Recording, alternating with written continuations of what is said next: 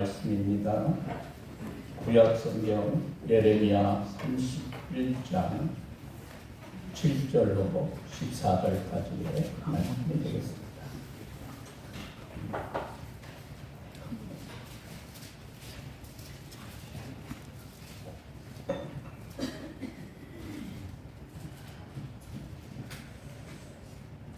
여호와께서 이와 같이 말씀하십니다. 너희는 여러 민족의 앞에 서서 야곱을 위하여 기뻐 외치라. 너희는 전파하며 찬양하여 말하라. 여호와의 주의 백성 이스라엘의 남은 자를 구원하소서 하라. 보라, 나는 그들을 북쪽 땅에서 인도하여 땅 끝에서부터 모으리라. 그들 중에는 맹인과 다리 저는 사람과 잉태한 여인과 해산하는 여인이 함께 있으며 큰 무리를 이루어 이곳으로 돌아오리라. 그들이 울며 돌아오리니 나의 인도함을 받고 간구할 때에 내가 그들을 넘어지지 아니하고 물 있는 계곡의 곧은 길로 가게 하리라. 나는 이스라엘의 아버지요 에브라임은 나의 장자니라. 이방인들이여, 너희는 여호와의 말씀을 듣고 먼 섬에 전파하여 이르기를, 이스라엘을 흩으신 자가 그를 모으시고 목자가 그 양떼에게 행함같이 그를 지키시리로다. 여호와께서 야곱을 구원하실 때 그들보다 강한 자의 손에서 속량하셨으니 그들이 와서 시온의 높은 곳에서 찬송하여 여호와의 벚꽃 곡식과 새 포도주와 기름과 어린 양의 때와 소아의 때를 얻고 크게 기뻐하리라. 그 심령은 물된 동산 같겠고 다시는 근심이 없으리로다 할지어다. 그때에 처녀는 춤추며 즐거워하겠고 청년과 노인은 함께 즐거워하리니 내가 그들의 슬픔을 돌려서 즐겁게 하며 그들을 위로하여 그들의 근심으로부터 기쁨을 얻게 할 것입니다. 내가 기름으로 제사장들의 마음을 흡족하게 하며 내 복으로 내 백성을 만족하게 하리라. 여호와의 말씀이니라. 아멘. 살아계신 하나님의 말씀이십니다. 남아프리카 대서양 연안에 따라 1600km로 뻗어있는 나미부 사막은 지구상에서 가장 오래된 역사를 가진 사막이거든요. 대략 5500년 전부터 이 사막이 있었다고 합니다. 세계에서 가장 큰 사하라 사막에 이어 아프리카에서 두 번째로 큰 나미부 사막은 사막에 대한 우리의 환상을 심어주는 멋진 장면을 연출합니다. 여러분 잘 보세요. 2013년 미국 CNN 방송이 꼽은 세계 놀라운 풍경 30일 중에 이 사막에 이 1위를 차지한 것이 바로 여기 소수수 플레이라고 하는 것입니다.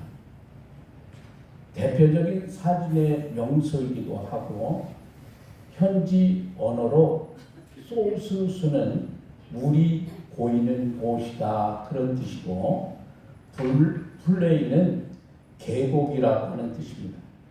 그러니까 소수수 플레이는 물이 흐르는 계곡이다 그런 뜻이죠. 약 1000년 전까지만 해도 계곡에서 물이 흐르는 여기에 머물러 큰 호수를 이루었다 그래요. 그런데 지금은 이곳이 물이 흐르는 계곡이 아니라 모래바람만 가득한 사막이 되고 말았습니다. 왜 그렇게 되었을까요? 그 이유는 두 가지입니다. 하나는 지각 변동으로 인하여 물길이 끊겼기 때문이고요.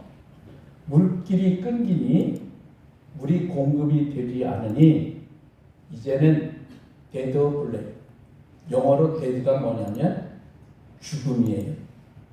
블레이는 계곡이라고 그랬잖아요. 그러니까 지금은 죽음의 계곡이 되고 말았습니다.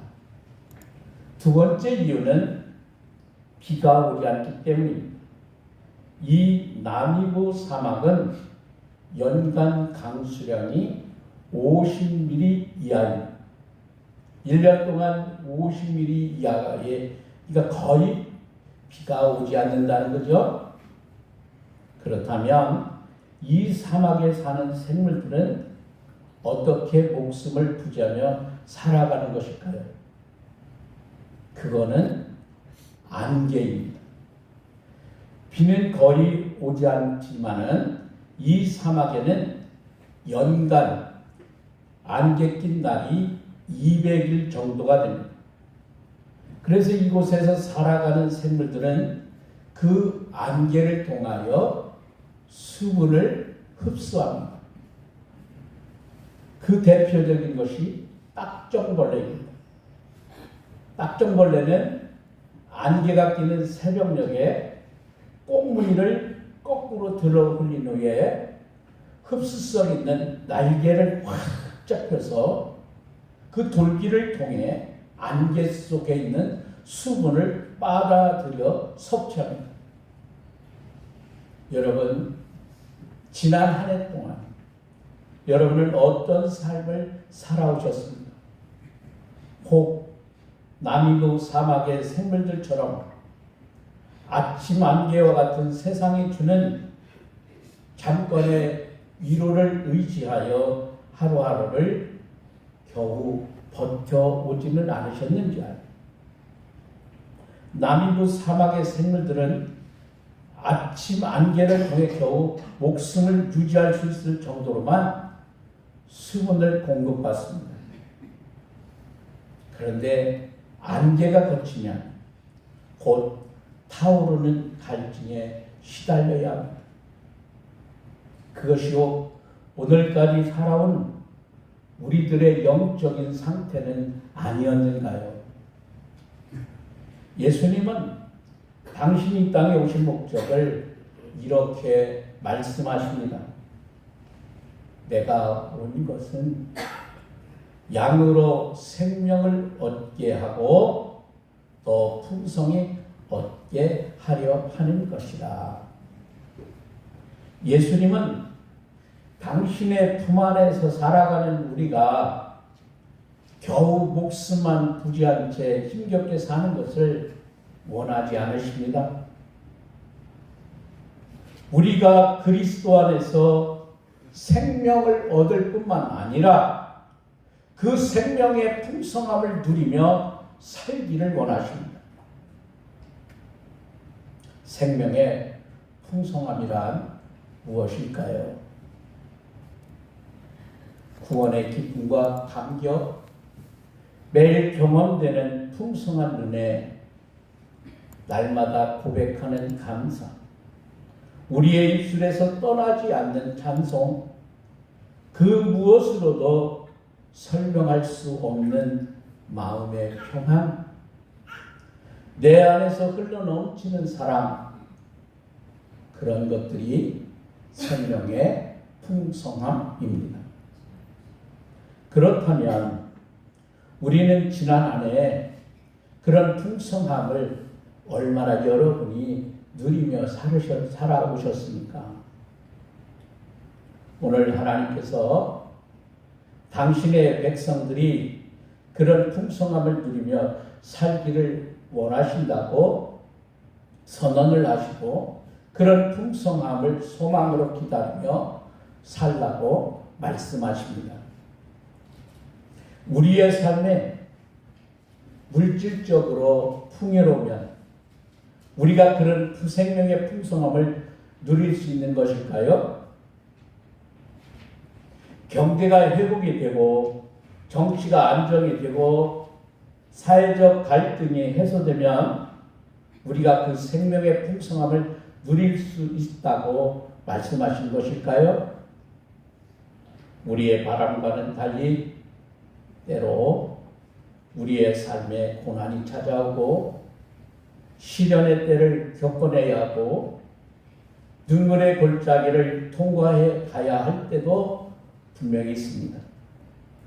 어쩌면 우리가 무언가를 해볼 수 있는 것이 하나도 없는 그런 절박한 상황 속에 내몰릴 수도 있습니다.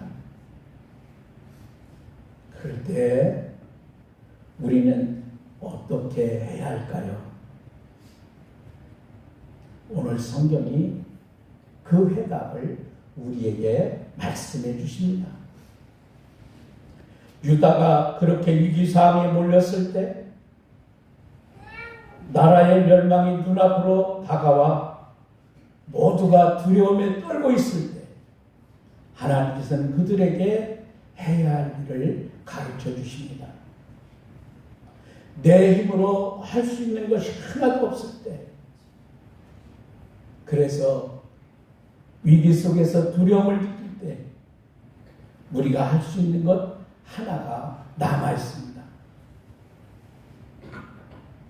그것은 우리가 하나님의 도우심을 구하는 거예요. 여러분, 오늘 성경 본문 7절에 이렇게 말씀하십니다. 같이 읽어보시겠습니까? 7절입니다. 여호와께서 이같이 말씀하십니다. 너희는 여러 민족 앞에 서서 야곱을 위하여 기뻐하리라. 너희는 전파하며 찬양하며 말하라. 여호와여 주의 백성 이스라엘의 남은 자를 구원하소서 하라. 아멘. 너희는 전파하며 찬양하며 말하라. 여호와여 주의 백성 이스라엘의 남은 자를 구원하소서 하라. 여러 민족 앞에 서서 전파하며 찬양하며 여러분이 그렇게 기도하라는 거예요. 우리를 구원하소서, 이렇게 기도하라는 거죠. 여러분, 그렇습니다. 위기의 상황에서 절망에 빠져 좌절하여 두 손을 놓고 멸망의 때를 우리는 기다릴 수가 없습니다.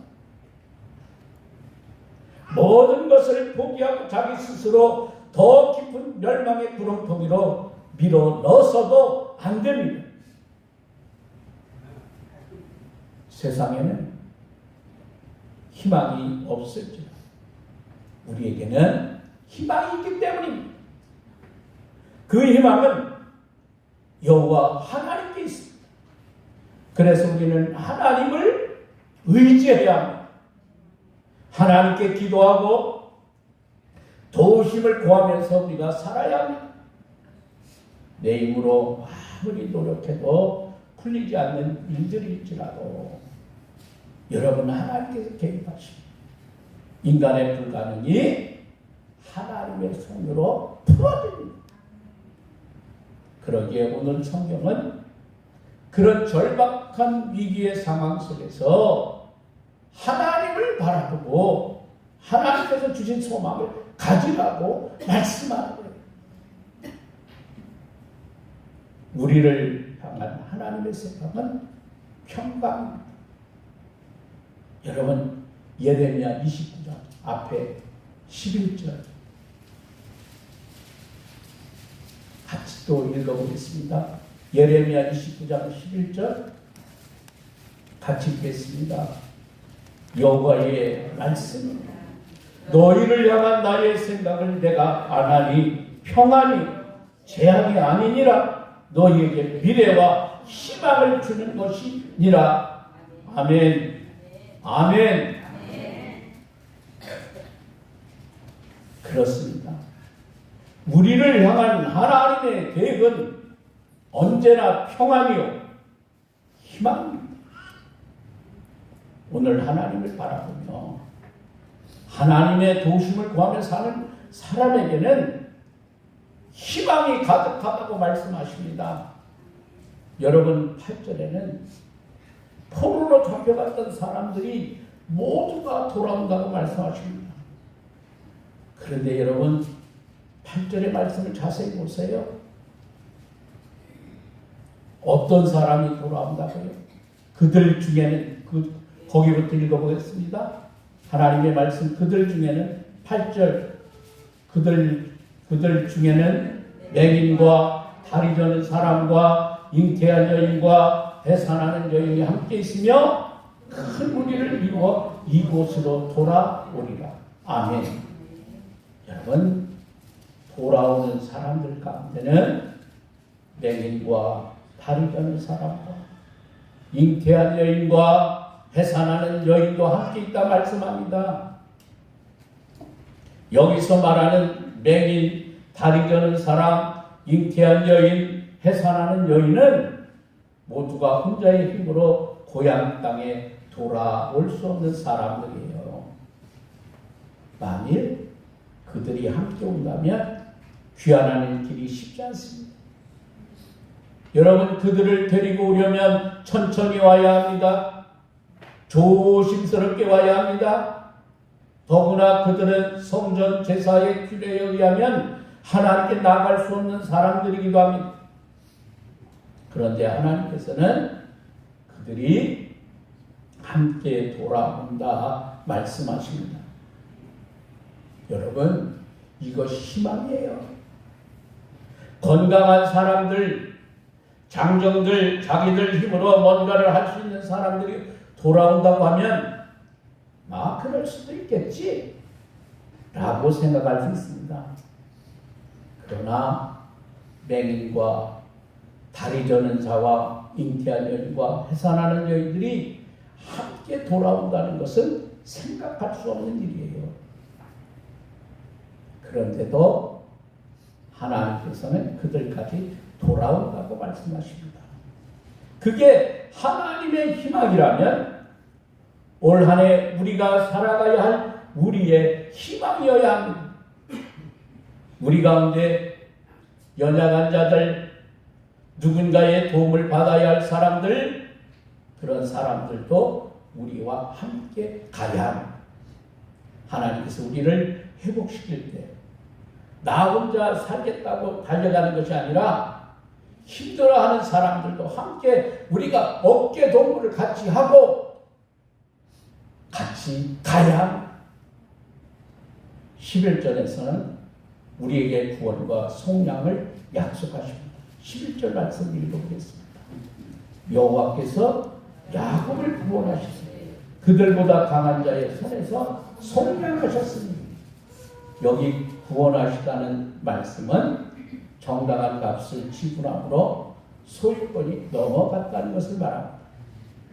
마치 노예시장에서 그 노예 한 사람을 해방시키기 위해서 그 사람의 몸값을 지불한 것처럼 말입니다. 하나님께서 우리를 죄에서 구원하시기 위해서 당신의 독생자를 우리의 속전으로 내어주셨습니다. 그래서 예수 그리스도의 십자가의 은혜로 우리가 구원을 받았습니다. 그런데 이 속량이라고 하는 말은 조금 다릅니다. 이 말은 가난하여 토지를 팔아넘겼거나 누군가의 노예로 팔려갔을 때 가까운 친척이 대신 값을 지불하여 주므로 원래의 주인에게 돌려놓는 것을 의미합니다. 이것은 이스라엘 민족에게만 있는 독특한 문화입니다. 고엘이라 부르는 이 제도는 가까운 친족을 대신하여 내가 값을 지불함으로 공동체 구성원의 생명과 재산과 가문을 보호해주는 제도입니다. 나만 잘 살면 되는 것 아닙니다. 여러분, 우리는 내 가까운 친척 중에 힘들어하는 사람 중에 대한 공동체적 책임을 지는 것을 말합니다.